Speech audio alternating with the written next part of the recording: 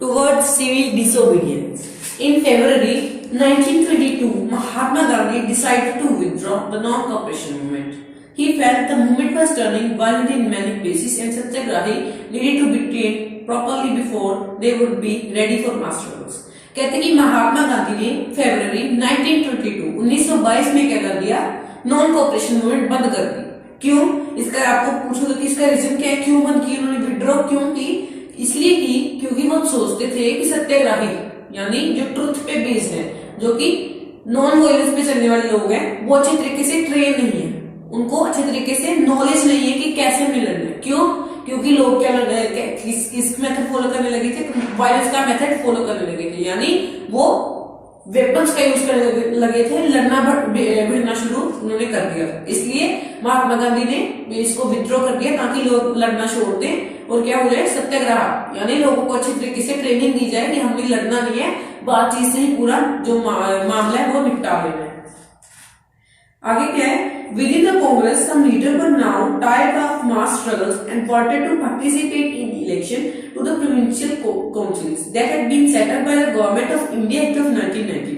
कहते कि कांग्रेस के बीच में ही कई लीडर जो थे वो तंग आ चुके थे, थक चुके थे। क्यों? क्योंकि इनको वो अभी क्या करना चाहते थे, काउंसिल इलेक्शन में पार्टिसिपेट करना चाहते थे, जो कि आ रहे थे गवर्नमेंट ऑफ इंडिया के ऑफ 1990। यहाँ से आपका एक क्वेश्चन रिलीज हो रहा है, आपको मैं बाद में बताऊंगा कि कौन कौन से क्वेश्चन आपके अराइज होने हैं, ठीक है, वो आपको लास्ट में पता चल जाएगा।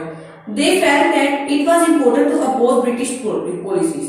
कहते हैं कि उनको लगता था कि हमें ब्रिटिश पॉलिसी को अपोज करना है। आप सोच रहे होंगे कि अगर इलेक्शन में पार्टिसिपेट कर रहे हैं तो ब्रिटिश को कैसे अपोज कर रहे हैं, वो ब्रिटिश को अपोज करना चाहते थे, बट काउंसिल इलेक्शन में रहकर वो ब्रिटिश को अपोज करना चाहते थे, बट वो काउंसिल इलेक्शन भी लड़ना चाहते थे। वो सोचते थे कि अगर हमने ब्रिटिश को अपोज करना है तो काउंसिल इलेक्शन में पार्टिसिपेट भी कर लेते हैं, उसमें काउंसिल इलेक्शन लड़के ही हम क्या करेंगे, अपना पूरा बदला जो है इसको पूरा करेंगे। Das and Motilal Nehru form the Swaraj party. आपके दिमाग में आ रहा होगा कि स्वराज पार्टी तो फॉर्म हुई, उसका नाम ही ले ले, क्यों नहीं लिया? अभी इसका नाम ले रहे कि सीआर दास। सीआर दास क्या थे? वो सीआर दास और मोतीलाल नेहरू ने क्या किया, ये काफी पुराने लीडर्स हो गए थे, इन्होंने क्या किया, स्वराज पार्टी की फॉर्मेशन की, स्वराज पार्टी को बनाया। With in the Congress for return of council politics, but the younger leader यानी जो कि बहुत जवान थे उस टाइम पे, जवाहरलाल नेहरू और सुभाष चंद्र बहुत ज्यादा जवान थे। क्यों जवान थे? क्योंकि ये यंग लीडर थे। ये अभी थोड़ी देर पहले इन्होंने क्या की थी, कांग्रेस पार्टी जो है ज्वाइन की थी। Press for more radical mass agitation and for full independence. उस समय जब कोई यंग लीडर आता है उसमें क्या होता है, बहुत ज्यादा जोश होता है। जोश होता है तो वो क्या करेंगे, जोश होता है तो वो क्या, जवाहरलाल नेहरू सुभाष चंद्र बोस का ये कहना था कि हमें ऐसे बैठ के नहीं लड़ाई करेंगे, हम क्या करेंगे कि लड़ भिड़ के लड़ाई करेंगे, ऐसे हमें इंडिपेंडेंस नहीं मिलने वाली, हम क्या करेंगे, लड़ेंगे, वेपन अपनाएंगे और हमें क्या मिल जाएगी, इंडिपेंडेंस मिल जाएगी। In such a situation of internal debate and dissension, two factors again shaped Indian politics toward the late 1920s. कहते कि ऐसे जो बहुत सारी डिबेट्स हुई कांग्रेस के बीच में, डिसएग्रीमेंट हुए, कहते कि ऐसे इन्होंने क्या किया, इंडियन पॉलिटिक्स को क्या किया, शेप दी। कैसे दी? The first was the effect of worldwide economic depression. कहते जो फर्स्ट थी वो इकोनॉमिक वर्ल्डवाइड डिप्रेशन का क्या थी, इफेक्ट थी। वो कैसे? Agriculture prices began to fall from 1926 and collapse after 1930। कहते हैं कि जो एग्रीकल्चर के प्राइस थे, जैसे कि अभी हम धान की फसल उगाए, धान की फसल के प्राइस मान लो कि पहले होते थे वो 100 पर केजी होते थे, बट अभी क्या हो रहे हैं, वॉर की वजह से वो भी 20 पर केजी हो रहे हैं। तो हमें कितना ज्यादा नुकसान हो जाएगा, उतने में हम फर्टिलाइजर यूज करेंगे, पेट्रोल यूज करेंगे, कितना हम यूज करेंगे, सब कुछ जैसे मशीन चलानी है तो उनको भी खर्चा चाहिए, स्प्रेस करनी है, वो इंसेक्टिसाइड, पेस्टिसाइड स्प्रे, जो स्प्रेस हमें करनी है, सभी में पैसे लगेंगे। बट अगर 20 रुपए किलो के हिसाब से हमारे बिक रहे हैं, बट की जबकि पहले हमारे 100 रुपए किलो के हिसाब से बिकते, तो हमें बहुत ज्यादा नुकसान हो रहा है। इसलिए क्या हो रहा था कि एग्रीकल्चर प्राइस कहते हैं कि 1926 में वो क्या हुआ, वो कम होने शुरू हो गए, बट 1930 में इतना बुरा हाल हो गया कि वो बहुत ज्यादा कम हो गए। जितना लोगों ने सोचा भी नहीं था इतने हो सकते हैं, वो उतने ज्यादा कम हो गए। एक हिसाब का फ्री में जा रहा था उनका सभी का। As the demand for agriculture good fell and export decline. कहते हैं कि जैसे अभी वॉर का टाइम था तो जो एग्रीकल्चर प्राइस क्यों कम हुए, क्योंकि वॉर का टाइम था, वॉर का प्राइस था टाइम था तो दूसरे देशों में क्या हो रहा था, एक्सपोर्ट नहीं हो रहा था। जैसे हमने धान की फसल उगाई है, ठीक है, वीट उगाई है, तो वो दूसरे देशों में क्या हो रही थी, ट्रांसफर नहीं हो रही थी। ट्रांसफर नहीं हो रही तो करेंसी नहीं आ रही थी। करेंसी नहीं आ रही तो क्या होगा कि हमारी जो वैल्यू है, जिस ये बात मानी गई है कि जो चीज बहुत ज्यादा हो जाए, जो चीज बहुत ज्यादा हो जाए, उसकी डिमांड कम हो जाए, वो चीज सस्ती हो जाती है। जैसे अभी देखिए, मैं ये बात बताता हूँ आपको, अभी वीट है, वीट अगर वीट का सीजन आएगा तो वीट बहुत ज्यादा हो जाएगी, डिमांड थोड़ी कम होगी, क्योंकि वो तो स्टॉक उसके बहुत ज्यादा हो जाएंगे जब वीट की फसल की कटाई होनी होगी, हार्वेस्टिंग होनी होगी, इसलिए तब उसके वीट के प्राइसेस कम हो जाएंगे। बट वही अगर हम वीट को जो है, हम अगर फिर से जब समर में उसको बोना है, उसको जब उसका बीज खरीदना है तब खरीदे तो वो काफी ज्यादा महंगी हो जाएगी। क्यों? क्योंकि तभी हमें क्या है कि अभी हमें बीज नहीं है, अभी उसको उगाना है, क्योंकि इसकी डिमांड ज्यादा है बट वो है कम। क्यों कम है? क्योंकि हमने दूसरे देशों में एक्सपोर्ट कर दी है, इसलिए वो वीट की जो वैल्यू होगी, तब उसकी डिमांड बहुत ज्यादा हो जाएगी बट उसकी वैल्यू कम होगी। ठीक है। Against the background, the new Tory government in Britain constituted a statutory commission under Sir John Simon। कहते हैं कि टोरी गवर्नमेंट जो कि ब्रिटेन में थी, कहते हैं उसने क्या किया, एक स्टैट्यूटरी होता है लॉ के अंदर एक कमीशन फॉर्म किया जिसका हेड कौन था, sir John Simon. Set up in response to the nationalist movement, the commission was to look into the functioning of constitutional system in India and suggest changes। कहते हैं कि आप सोच रहे होंगे कि ये कमीशन क्यों आया इंडिया, ये कमीशन इंडिया में इसलिए आया ताकि ये इंडिया में चेंजेस ला सके। ये कमीशन ने क्या करना था, ये कमीशन ने कॉन्स्टिट्यूशन बनाना था इंडिया का। अगर इंडिया का कॉन्स्टिट्यूशन बनता तो इन्होंने क्या करने थे, राइट बनाने थे। बट आप सोच रहे हो कि कॉन्स्टिट्यूशन अगर तभी बन रहा था तो हमें देखो अभी 1922 की बात की गई है, तो 1922 की बात की गई है, बट हमें इंडिपेंडेंस कब मिली, 1947 में मिली। आप सोचे कि अगर हमें 1922 में इंडिपेंडेंस लेने का मौका मिल रहा था तो हमने तब क्यों नहीं इंडिपेंडेंस ली? तब इसलिए नहीं ली क्योंकि ब्रिटेन बहुत चालाक था। ब्रिटेन ने क्या किया कि सारे जो मेंबर्स थे वो ब्रिटेन के ही थे, इंडिया का एक भी मेंबर नहीं था। मान लो कि आपके गांव में कोई चीज बन रही है, ठीक है, उसमें क्या करें, दूसरे गांव के लोग जो है उस चीज को बना रहे हो, ये तो गलत बात है। हमारे गांव में चीज बन रही है, हमारे गांव का एक भी आदमी नहीं, तो दूसरे लोग के दूसरे गांव के लोग हमारा कैसे भला कर सकते हैं? अगर आप हो तो अपने गांव को अच्छे तरीके से जानो कहाँ पे कौन सी प्रॉब्लम है, दूसरे गांव के लोग थोड़ा ना जानेंगे आपके गांव को। ठीक है, ऐसे एक तब हुआ था कि ब्रिटेन इंडिया को क्या जानेगा, इंडिया के जो नियर बाय लोग हैं, जो इंडिया के लोकल लोग हैं, वो इंडिया को अच्छे तरीके से जान लेंगे कि इसमें क्या डिसएडवांटेजेस है, एडवांटेजेस क्या है। अगर एडवांटेजेस है तो उसको ऐसे रहने देंगे, जो उसकी कमियां लिमिटेशन है इंडिया में उसको सुधार करेंगे। बट ब्रिटेन कॉन्स्टिट्यूशन बनाने जा रहा था इंडिया के लिए जिसमें कोई भी इंडियन मेंबर ही नहीं था, यही प्रॉब्लम थी, इंडियन मेंबर नहीं था, कोई भी इंडियन मेंबर नहीं था। किसमें? Simon commission. यहाँ अभी साइमन कमीशन की बात हो रही है। When the Simon Commission arrived in India in 1928, Simon commission India में कब आया? 1928 में साइमन कमीशन हमारे इंडिया में आ गया था। It was greeted यानी उसका स्वागत किया गया, गो बैक साइमन, कि साइमन चले जाओ। साइमन कमीशन को बोल रहे थे कि तुम चले जाओ। लोग क्यों ऐसे परेशान थे? लोग इसलिए परेशान थे क्योंकि इसमें एक भी इंडियन मेंबर नहीं था, इंडिया का एक भी लोग नहीं। लोकल लोग तो इंडिया को समझेंगे, बट ब्रिटेन के लोग इंडिया के लिए कॉन्स्टिट्यूशन बना रहे। आप सोचोगे वाह भाई वाह, ये तो हो ही नहीं सकता। क्यों नहीं हो सकता? क्योंकि उनको क्या पता हमारे इंडिया के बारे में, ठीक है, उनको हमारे इंडिया के बारे में क्या पता होगा, उनको अपने देश के बारे में जरूर पता होगा, बट इंडिया के बारे में उनको नहीं पता होगा, क्योंकि इंडिया के लोकल लोग जो है इंडिया को अच्छे तरीके से, बेहतर तरीके से समझ सकते हैं, बट ब्रिटेन के लोग थोड़ा ना इंडिया को समझ सकते हैं, इसलिए उसमें कोई भी इंडियन मेंबर नहीं था। चाहे एक दो भी होता तो भी वो आइडिया देते कि हाँ इसमें ये लिमिटेशन, इंडिया में ये कमी है, इस कोने में कमी है, इस जगह पे कमी है, ये बनना चाहिए, इस इंफ्रास्ट्रक्चर जो है वो वीक है, ट्रांसपोर्टेशन सिस्टम वीक है, कम्युनिकेशन सिस्टम वीक है, ऐसे ऐसे प्रॉब्लम्स बताता। मान लो कि अभी रेलवे का जो कनेक्शन था वो इंडिया में काफी ज्यादा बेहतर था, अगर वो रेलवे पे ही जो बहुत सारा पैसा लगा देते तो क्या होता, रेलवे स्ट्रॉन्ग हो जाता, बट बाकी इंडिया क्या रह जाता, ऐसे रह जाता। कम्युनिकेशन सिस्टम नहीं चलता, टेलीग्राफ सिस्टम नहीं चलता, जो वो बोल गया, कम्युनिकेशन नहीं चलता, टेलीग्राफ नहीं चलता, ट्रांसपोर्ट सिस्टम नहीं चलता, इंफ्रास्ट्रक्चर स्ट्रॉन्ग नहीं होती, इंडस्ट्रियलाइजेशन नहीं होती।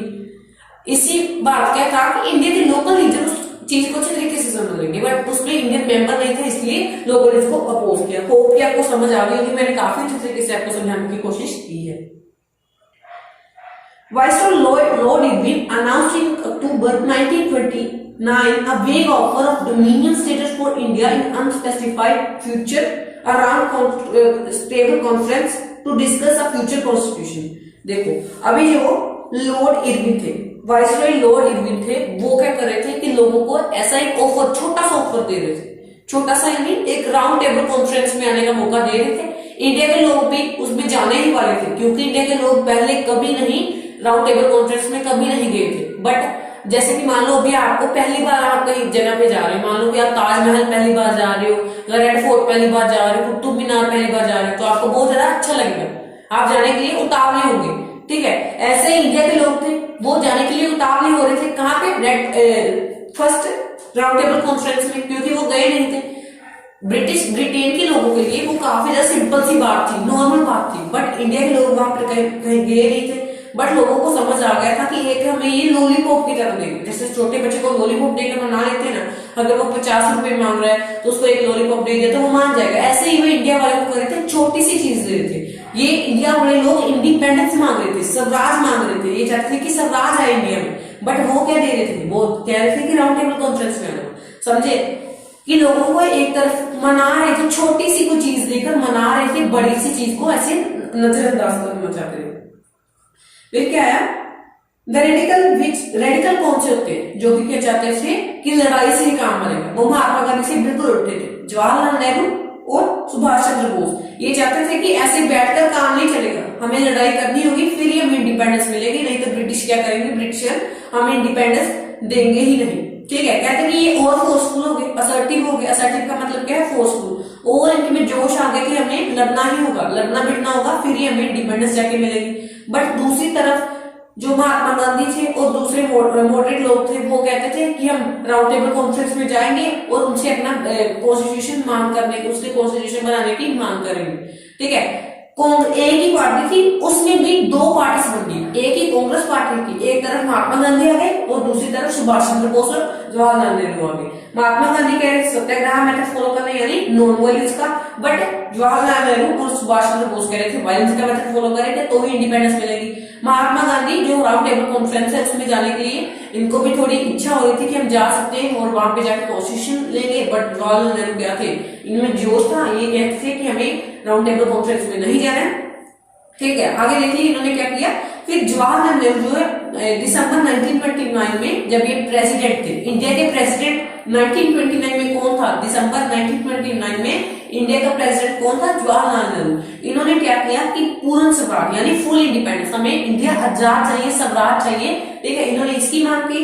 इन्होंने क्या कर दिया, पूर्ण स्वराज के नारे लगाने शुरू कर दिए, ऐसे पूर्ण स्वराज, पूर्ण स्वराज, पूर्ण स्वराज ऐसे बोलना शुरू कर दिया। ब्रिटिश की गवर्नमेंट थी वो भी ऐसे सुन के नारे थक चुकी थी, ठीक है।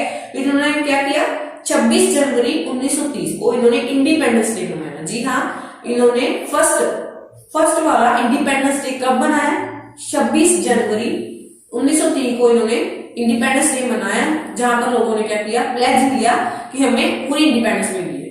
ऐसे कई बार होता है ना कि अगर हमें कोई चीज नहीं मिली हो तो हम उसको लेने के प्रयास करते हैं कि हमें मिल गई, ऐसे शो करते हैं। जैसे कि हमें कोई पेन ना मिला हो, मान लो कि हम अपने एग्जाम के लिए अपने मम्मा पापा से कोई पेन की डिमांड करें, जैसे कि फाउंटेन पेन की डिमांड कर रहे हैं, बट उन्होंने दिया नहीं, हम 10 रुपए वाला फाउंटेन पेन लेकर कहेंगे हमें मिल गया। ऐसे यहाँ पे बात हो रही थी, इनको इंडिपेंडेंस मिली नहीं थी, बट ये ब्रिटिश सरकार को शो कर रहे थे कि हमें मिल गई है, ठीक है। जैसे कि हम अपने फ्रेंड्स को शो करते हैं, अगर फ्रेंड्स को पहले बोल दे कि हमें एक नई कार मिलने वाली है, बट वो कार ना मिले, वो बड़ी कार ना मिले जो हमने फ्रेंड्स को बोली है, बट हमें थोड़ी छोटी लेवल की कार मिल जाए तो हम बोलते हैं कि हमें मिल गई है। ऐसे इंडिपेंडेंस इन्होंने बोला कि वो शो कर रहे थे कि हमें मिल गई, बट मिली नहीं। ऐसे ही कुछ हुआ टुवर्ड सिविल डिसोबीडियंस वाले इस बारे में। अब मैं आपको इंपॉर्टेंट क्वेश्चन बताता हूँ, इसमें से काफी ज्यादा इंपॉर्टेंट क्वेश्चन इसमें से अराइज हो सकते हैं, तो चलिए देखते हैं important question. When was non-cooperation movement withdrawn? First question, the answer is February 1922. When was the Government of India Act passes? In 1919. In 1919, Government of India Act was passed or held up. ये आप बोल सकते हो। Who named any two leaders of Swaraj Party? C.R. Das and Motilal Nehru. इसका ये answer है। Name any young leader during the during the civil disobedience movement. तो आपको क्या बोलना है, Jawaharlal Nehru and Subhash Chandra Bose. Name any two political situation that shaped Indian politics. ऐसे दो फैक्टर बताने जिन्होंने इंडियन पॉलिटिक्स को फिर से क्या करके शेप दे दी। क्या आएगा, एग्रीकल्चर क्राइसिस वाला आएगा, और दूसरा ने बोला इकोनॉमिक डिप्रेशन आ गया था वर्ल्ड वाइड, यानी वार चल रही थी तब, ठीक है। इसके कारण क्या हो गया कि एग्रीकल्चर क्राइसिस सभी कोलैप्स हो गए, ऐसे रेवेन्यू बहुत ज्यादा बन रहे थे, ऐसे में बता देना। फिर ये बताना है टोरी गवर्नमेंट कहाँ की थी, ब्रिटेन की थी। उन्होंने क्या किया, वो साइमन कमीशन बना रहे थे। किसका, वो साइमन कमीशन का हेड कौन था, सर जॉन साइमन। ये आ सकता है कि लोगों ने इसको किस लोगों से ग्रीट किया, गो बैक साइमन। वो साइमन कमीशन हमारे देश में कब आया, इंडिया में कब आया, 1928 में आया। लोगों ने इसको गो बैक साइमन से ग्रीट क्यों किया, लोगों ने इसको भगाने का प्रयास क्यों किया, लोग क्यों नहीं इससे खुश थे साइमन कमीशन से, क्योंकि इसमें एक भी इंडियन मेंबर नहीं था। फिर वाइसरॉय लॉर्ड इरविन ने क्या, कब और क्या ऑफर दिया, वेग ऑफर दिया कि आप राउंड टेबल कॉन्फ्रेंस में ज्वाइन करिए। कब दिया, अक्टूबर 1929 में। फिर आपको ये बताना है दिसंबर 1929 को प्रेसिडेंट कौन था, उस समय प्रेसिडेंट कौन था। फिर लाहौर के सेशन में लाहौर कांग्रेस में लोगों ने किसकी डिमांड की, पूर्ण स्वराज की। और ये भी आपको आ सकते हैं व्हाट इज मीनिंग ऑफ पूर्ण स्वराज, मींस फुल इंडिपेंडेंस। ये आपको आ सकते हैं when was first independence day celebrated in India. तो आपको बताना है 26 जनवरी 1930, ठीक है। ये थे हमारे इंपॉर्टेंट क्वेश्चन, ये काफी ज्यादा इंपॉर्टेंट थे, अंडरलाइन करना मत भूलना क्योंकि काफी ज्यादा इंपॉर्टेंट चीजें इसमें आ रही हैं।